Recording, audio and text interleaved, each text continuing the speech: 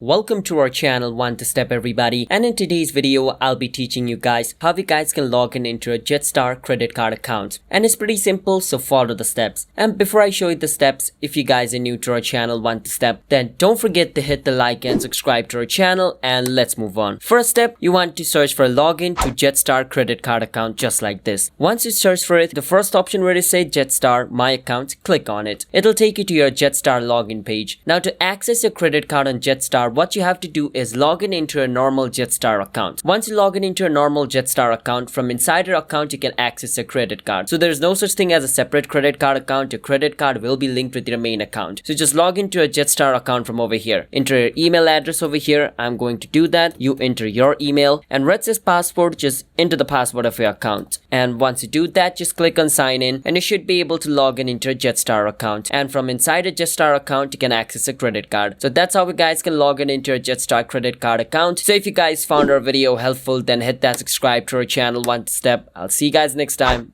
Bye bye.